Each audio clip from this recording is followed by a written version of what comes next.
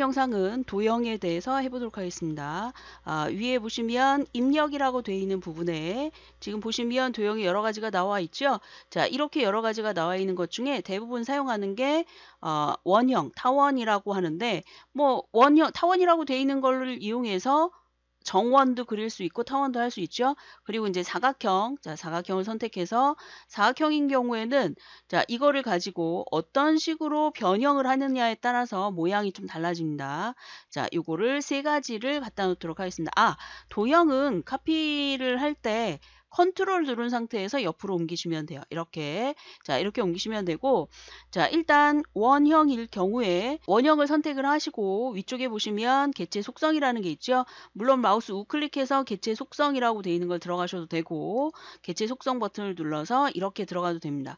자, 여기 들어갔을 때 선이라고 되어 있는 부분에 가보시면, 자, 지금 보시면 선, 그 다음에 선의 종류, 그 다음에 끝 부분을 어떻게 할 것인가, 그 다음에 이제 여기에 만약에 채우기를 하겠다 그러면 옆에 채우기라고 되어 있는 걸 이용해서 면색을 채워주면 되겠죠. 자, 이거는 모든 도형이 다 동일합니다. 자, 그렇지만 선이라고 되어 있는 부분은 어떤 거로 그렸느냐에 따라서 사각형으로 만약에 그렸다 그러면 세 가지 중에 하나가 되는 거고, 호 형식으로 그렸다 그러면 밑에 나와 있는 세 가지 중에 하나가 되는 경우입니다. 자, 그렇다면 지금 원형인 상태에서는 그릴 수가 없겠죠. 자, 그럼 이제 어떤 분이 질문을 하세요.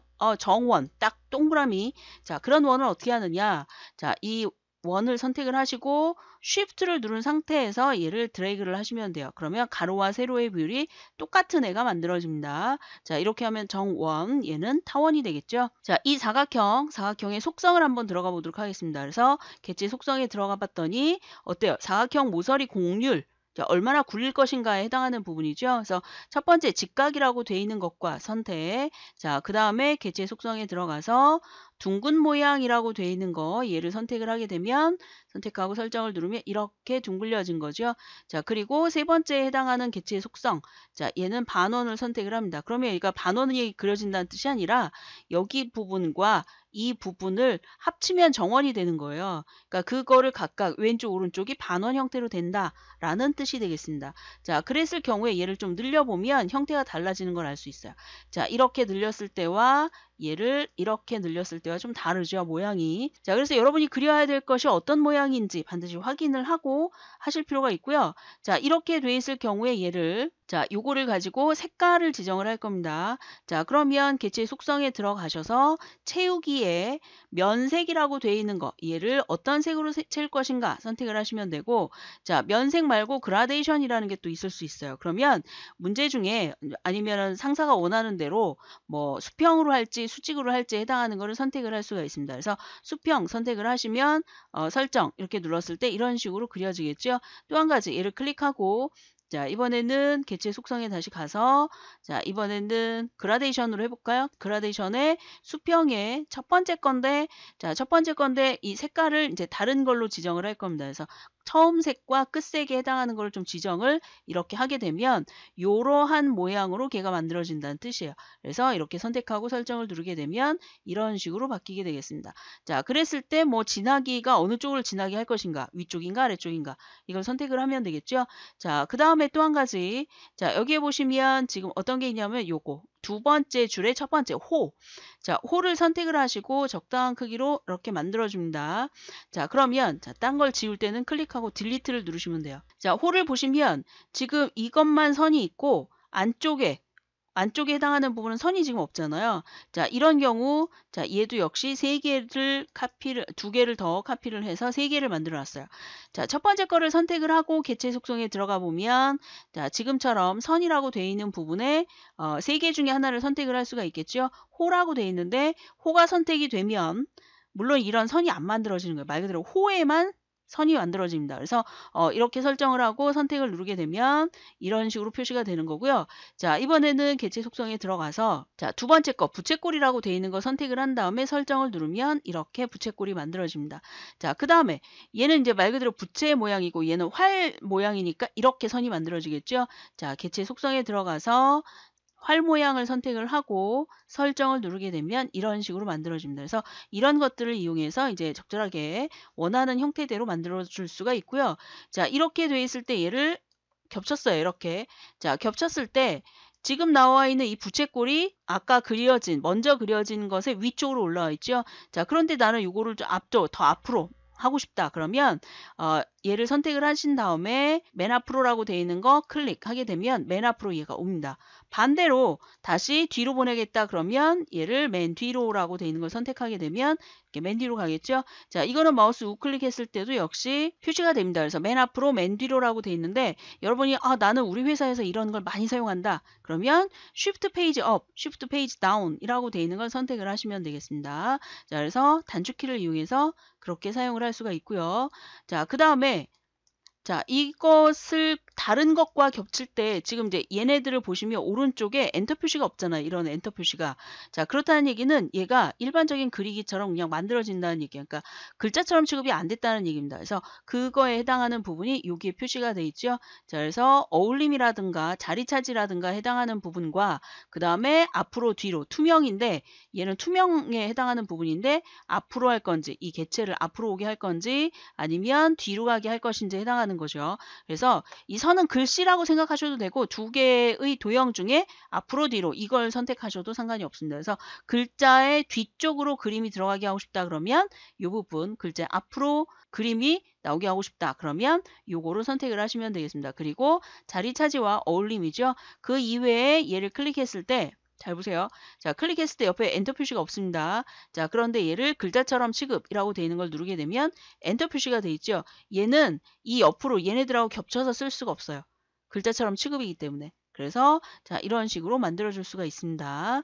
자, 그러면 적당한 거 한번 만들어 볼까요? 자, 얘네를 지우고 자, 이렇게 타원을 지웁니다. 자, 이렇게 지우고 하나를 제목이라는 걸 입력하기 위해서 사각형을 입력을 했어요. 자, 이렇게 사각형을 입력하고 여기다 글씨를 쓸 때는 이제 MS 오피스 계열은 클릭하고 그냥 글씨를 쓰면 입력이 됩니다. 그렇지만 아래 한글에서는 마우스 우클릭을 해서 도형 안에 글자 넣기라고 되어 있는 걸 선택을 하면 얘를 선택을 하게 되면 글씨를 쓸 수 있게 나옵니다. 그래서 여기다가 아래 한글 도형 입력 방법. 자, 이렇게 했습니다. 자, 이렇게 한 다음에 범위를 지정을 하고 얘 글자의 크기를 뭐 한 20 정도 해볼까요?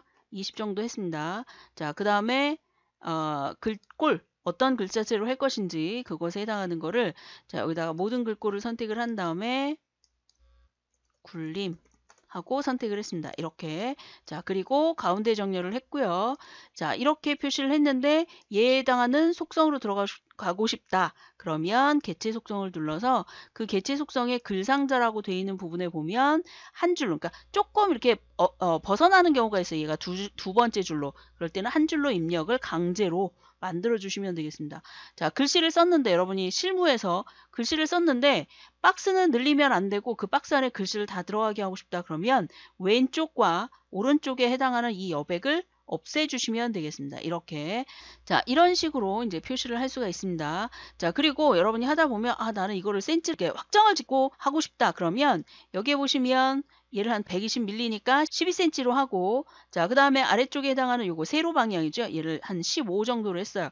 자, 이렇게 하고 설정을 눌러도 얘는 크기 조정에 의해서 바뀔 수가 있어요. 그래서 자, 나는 실수를 많이 하기 때문에 크기 조정이 안 되게 하고 싶다 그러면 개체 속성을 다시 들어가셔서 개체 속성에 크기라고 되어 있는 부분에 자, 다시 원래대로 15로 하고 크기 고정 얘를 눌러 놓으시면 돼요. 그래서 크기 고정을 누르게 되면 고치지 못하게 되어 있습니다. 자, 이렇게 한 다음에 설정을 누르게 되면 자, 안 되죠. 자, 이런 식으로 본인이 실수를 좀 많이 한다 그러면 이런 방식을 쓰는 것도 좋은 방법입니다. 자, 이렇게 표시가 돼 있고 자, 그 다음에 얘를 하나를 카피를 합니다. 자, 이렇게 카피를 한 다음에 자, 사이즈에 해당하는 것도 이제 바꾸는 방법 아시겠죠? 여러분이 왔다 갔다 움직이기가 좀 그렇다 그러시면 P를 누르면 바로 들어가기도 합니다. 자, 그래서 크기 고정이라고 되어 있는 부분에 뭐 세로 방향으로 해당하는 거를 좀 고치고 싶다 그러면 이렇게 고칠 수가 있고요. 자, 그 다음에 모양도 바꾸고 싶다 그러면 선이라고 되어 있는 부분에 가서 자, 여기에 가서 둥근 모양으로 얘를 바꿀 수도 있고요. 자, 위쪽에 나와 있는 얘를 개체 속성을 해서 자, 얘는 뭐로 할 거냐면 둥근 모양 반원으로 할게요. 자, 반원으로 하고 그 다음에 채우기도 원하는 다른 색으로 채우기를 선택을 하시면 되겠습니다. 뭐 지정이 되면 지정이 된 걸로 하시면 되고, 자, 글상자라고 되어 있는 거에서 만약에 여백이 필요가 없다. 그러면 여백도 모두 자, 없애주시면 되고, 이런 방식으로 쓰면 되겠습니다. 자, 이렇게 하고 설정을 누르게 되면 배경색까지 다 들어가죠. 자, 이런 식으로 표시를 할 수가 있고요.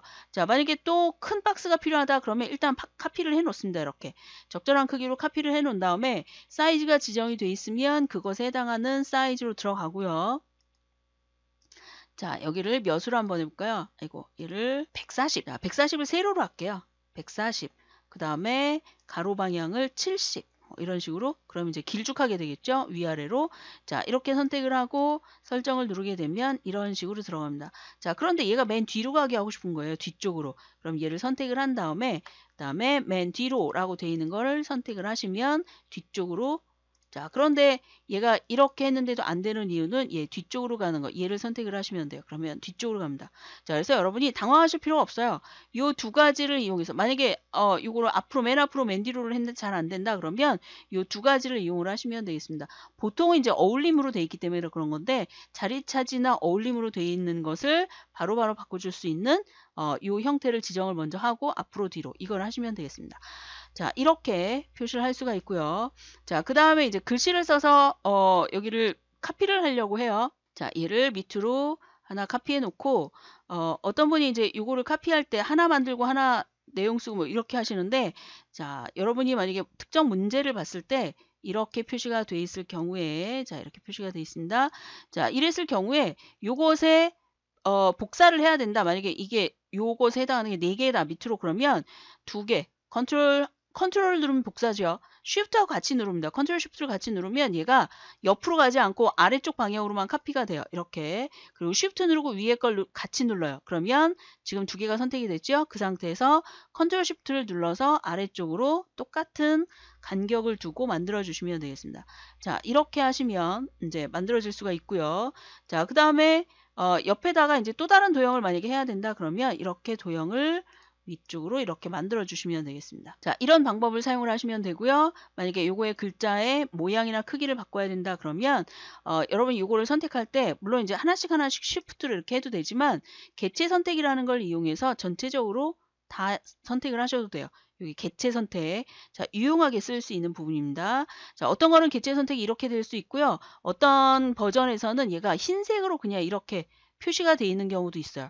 그러니까 여러분이 잘 보시고 개체 선택을 하시고 나는 이거를 한 번에 빠르게 잡을 수 있다 그러면 쉬프트를 이용해서 하셔도 무방합니다. 한번 이렇게 했다가 또 한번 쉬프트 누르고 이제 선택을 하게 되면 취소가 되니까 쉽게 할 수가 있겠죠. 자, 이렇게 선택을 해서 전체적으로 크기 조절도 할 수가 있고요. 자, 그 다음에 그거를 그룹 지정을 할 수가 있습니다. 그래서 개체 묶기라고 되어 있는 걸 묶게 되면 자, 그러니까 여기에 있는 개체의 설명문이 사라진다. 이거는 요 개체의 이제 설명에 뭐 주석이나 뭐 이런 거를 이용해서 설명했을 경우인데, 자, 이렇게 하게 되면 이제 설명들이 사라진다는 뜻이에요. 자, 이렇게, 그런데 이제 얘네 하나가 됐잖아요. 이렇게. 큰 하나가 됐는데 얘를 다시 그룹 풀기를 하게 되면 이제 기존에 원래 갖고 있던 속성으로 다시 돌아오는 게 아니에요. 그래서 여러분이 이거를 풀었다 묶었다 할 때는 내가 이 속성을 어떻게 바꿨는지 기억을 하고 계셔야 됩니다. 자, 이렇게 할 수가 있습니다. 자, 이렇게 해서 도형을 여러 가지 형태로 만들 수가 있는데요. 그렇지만 공문서를 만들 때는 이런 것들을 절대 넣지 않습니다. 그것에 유의하시기 바랍니다. 자, 이 영상은 여기까지 하겠습니다. 수고하셨습니다.